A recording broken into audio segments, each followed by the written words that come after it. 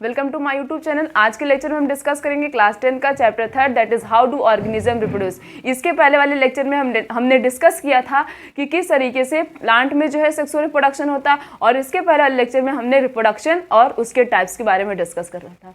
आज के लेक्चर में हम सेक्सुअल रिप्रोडक्शन इन एनिमल्स के बारे में डिस्कस करेंगे। सबसे पहले हम बात करेंगे गैमेट्स की। The cell involved in sexual reproduction are called gametes. ऐसी सेल जो सेक्सुअल रिप्रोडक्शन में इन्वॉल्व होती है, सेक्सुअल रिप्रोडक्शन में हेल्प करती है, उन्हें क्या कहते हैं? उन्हें कहते हैं गैमेट्स। द मेल गैमेट को क्या कहते हैं? स्पर्म कहते हैं। और फीमेल गैमेट को क्या कहते हैं? ओवम या तो एग कहते हैं। मेल गैमेट को क्या कहते हैं? स्पर्म कहते हैं। और ये स्पर्म प्रोड्यूस कौन करता है? टेस्टिस।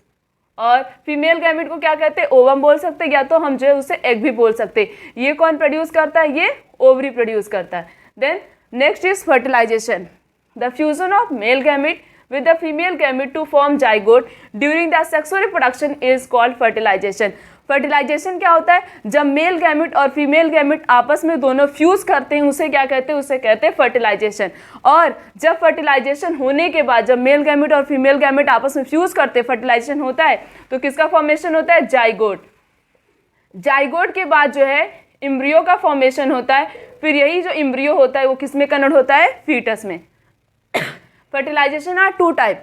फर्टिलाइजेशन दो प्रकार के होते हैं, internal fertilization and external fertilization. नाम से पता चला इंटरनल का मतलब होता है बॉडी के इनसाइड, मीन्स अंदर फर्टिलाइजेशन होना, उसे कहते हैं इंटरनल फर्टिलाइजेशन। और जब बॉडी के बाहर फर्टिलाइजेशन होता है तो उसे कहते हैं external fertilization. It will occur inside the female body के अंदर फर्टिलाइजेशन होना, उसे कहते हैं इंटरनल फर्टिलाइजेशन। एग्जाम्पल में birds, reptiles and mammals. Then external fertilization occur outside the female body. जब फर्टिलाइजेशन फीमेल बॉडी के बाहर होता है तो उसे कहते हैं एक्सटर्नल फर्टिलाइजेशन, और जब बॉडी के अंदर होता है तो उसे कहते हैं इंटरनल फर्टिलाइजेशन। एक्सटर्नल फर्टिलाइजेशन का एग्जाम्पल है फिशेस, टोड एंड फ्रॉग। ठीक है, फर्टिलाइजेशन कितने टाइप्स के होते हैं? दो, एक होता है इंटरनल, एक होता है एक्सटर्नल। इंटरनल बॉडी के अंदर होना, एक्सटर्नल बॉडी के बाहर होना। The next is puberty, the age at which the sex hormone begin to be produced and the boy and girl become sexually mature. ऐसी एज जिसमें सेक्स हार्मोन प्रोड्यूस होने लगते और जो बॉयज और गर्ल्स होते वो पूरी तरीके से सेक्सुअली मैच्योर हो जाते, उन्हें क्या कहते हैं? उस एज को कहते हैं puberty. Boy attain puberty as जो बॉय की होती वो होती 13 to 14 ईयर, और जो गर्ल्स की होती वो कितनी होती? 10 to 12 year. Then the various change that occur in boys at puberty. बहुत सारे चेंजेस होते हैं जो बॉयज और गर्ल्स में होते हैं प्यूबर्टी के समय। पहले हम देखेंगे बॉयज में कौन कौन से चेंज होते हैं। Hair grow under the armpit region पे हेयर ग्रो होता है, और प्यूबिक रीजन पे भी हेयर ग्रो होता है। Hair also grow other part of the body. और भी बॉडी के बहुत सारे पार्ट होते हैं जहाँ पे हेयर ग्रो होता है। बॉडी बिकम मोर मस्कुलर, और बॉडी जो होती है वो पूरी तरीके से बहुत ज़्यादा मस्कुलर हो जाती है। द पेनिस एंड टेस्टिस, जो पेनिस और टेस्टिस होता है वो लार्ज हो जाता है। The testis start to make sperm, और टेस्टिस जो होता है वो स्पर्म बनाना स्टार्ट कर देता है किस एज में? 13 to 14 ईयर में। All these changes occur by the male sex hormone. अब ये सारे चेंजेस क्यों होते हैं? Due to the presence of testosterone. और टेस्टोस्टेरोन हार्मोन कौन बनाता है? टेस्टोस्टेरोन हार्मोन जो होता है वो कौन बनाता है? टेस्टिस। तो ये सारे चेंजेस जो हो रहे हैं बॉयज में, किसकी वजह से हो रहे हैं? टेस्टोस्टेरोन हार्मोन की वजह से। The next is the various change which occurred in girls at puberty. अब हम देखेंगे प्यूबर्टी के समय गर्ल्स में कौन कौन से चेंजेस होते हैं। प्यूबर्टी एज होती कितनी गर्ल्स की? 10 to 12 year. Hair grow under armpit region पे क्या होता है? हेयर की ग्रोथ होती है, और जो प्यूबिक रीजन होता है वहाँ पे भी हेयर की ग्रोथ होती है। देन मैमली ग्लैंड का डेवलपमेंट होता है, और मैमली ग्लैंड क्या होता है? इनलार्ज होता है। द हिप इज ब्रॉडन, और हिप रीजन जो होता है वो बहुत ज़्यादा ब्रॉड हो जाता है। ब्रॉड इसलिए हो जाता है क्योंकि हिप रीजन में क्या होता है?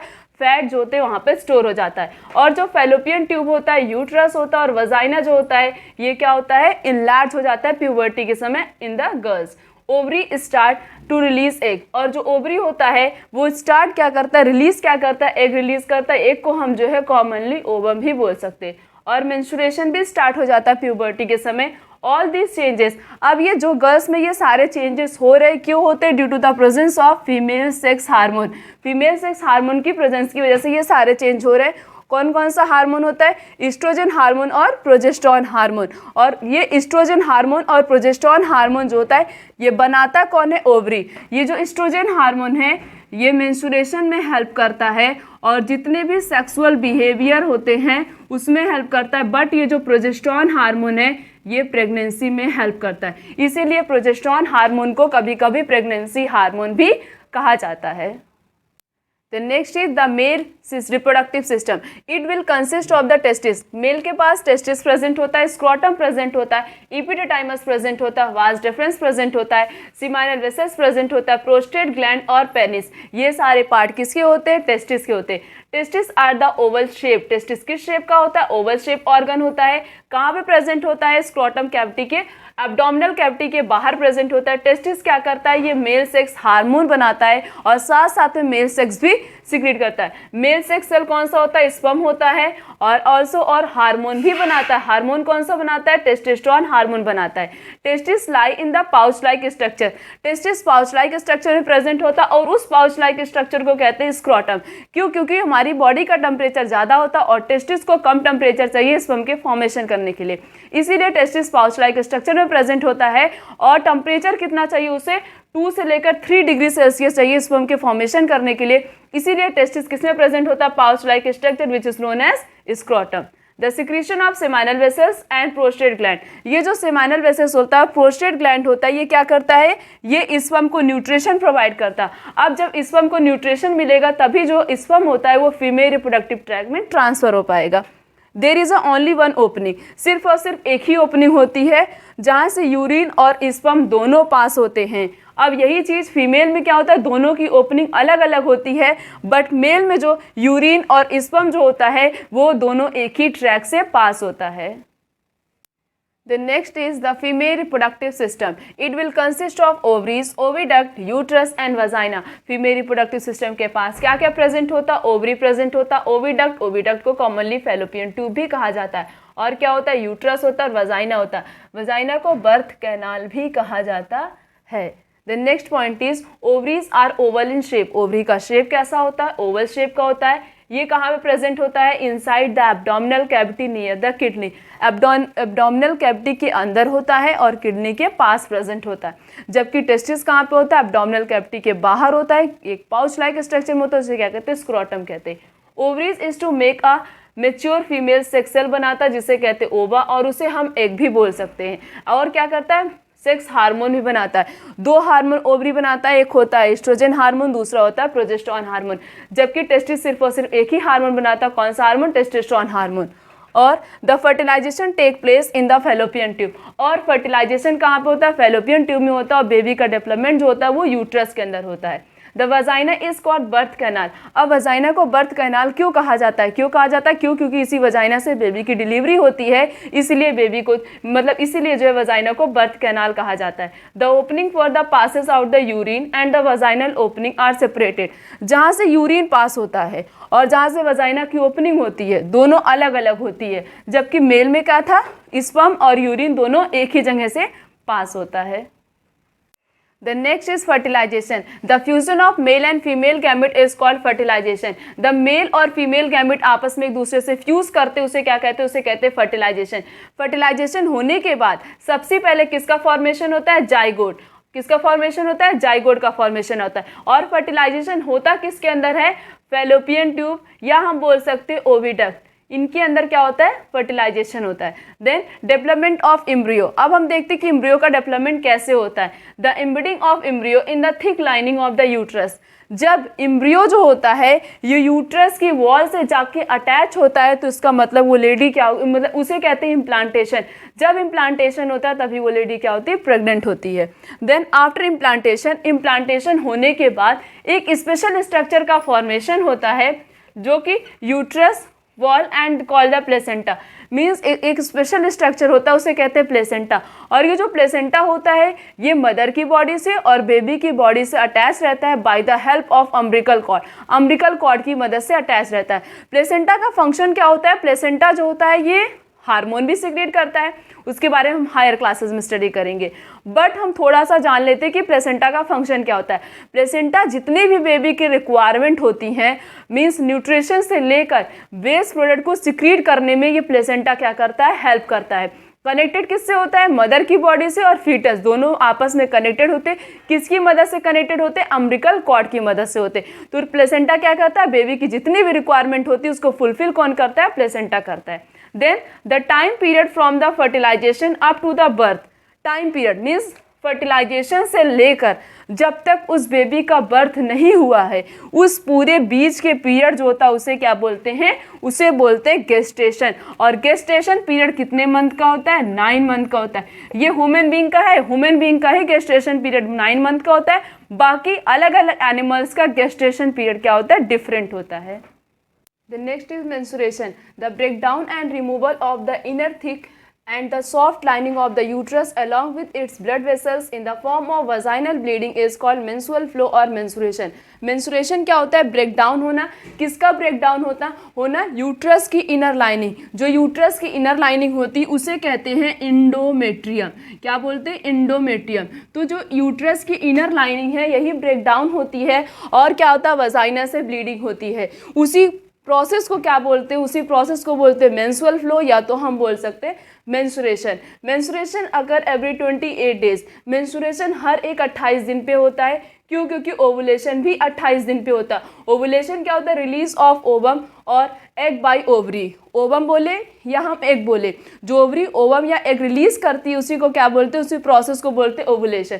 क्यों, क्योंकि ओवुलेशन भी 28 दिन पे होता है।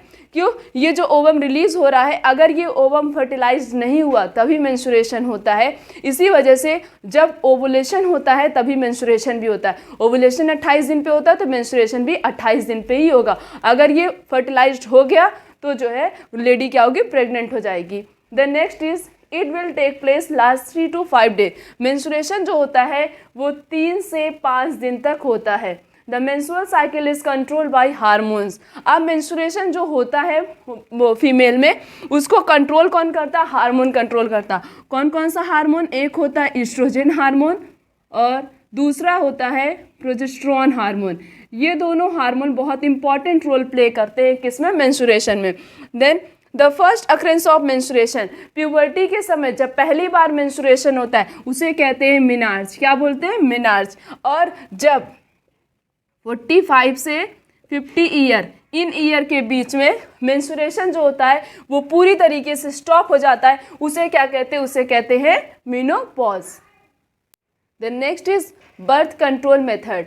The prevention of pregnancy in women is called contraception. Contraception क्या होता है, जब कुछ ऐसे मेथड का यूज़ करके लेडी में प्रिवेंशन, प्रेगनेंसी को प्रिवेंट किया जाए, मीन्स फर्टिलाइजेशन को प्रिवेंट किया जाए, बचाया जाए, उसे क्या बोलते हैं, उसे बोलते हैं contraception. All the birth control method are broadly divided into 3 categories. 3 प्रकार के बर्थ कंट्रोल मेथड होते हैं जिनका यूज़ करके जो है बर्थ को कंट्रोल किया जा सकता है। पहला है बैरियर मेथड, दूसरा होता है केमिकल मेथड, तीसरा है सर्जिकल मेथड। कौन कौन से 3 होते हैं, बैरियर, केमिकल और सर्जिकल। ये तीनों मेथड क्या करते हैं, ये कॉन्ट्रासेप्शन में हेल्प करते हैं। अब एक एक मेथड के बारे में हम स्टडी करेंगे। सबसे पहला कॉन्ट्रासेप्टिव मेथड है barrier method. Condom and diaphragm are used as condom are used by the male. Condom और डायफ्राम का यूज किया जाता है बैरियर मेथड में। 2 आते हैं, एक आता है कॉन्डम, दूसरा आता है डायफ्राम।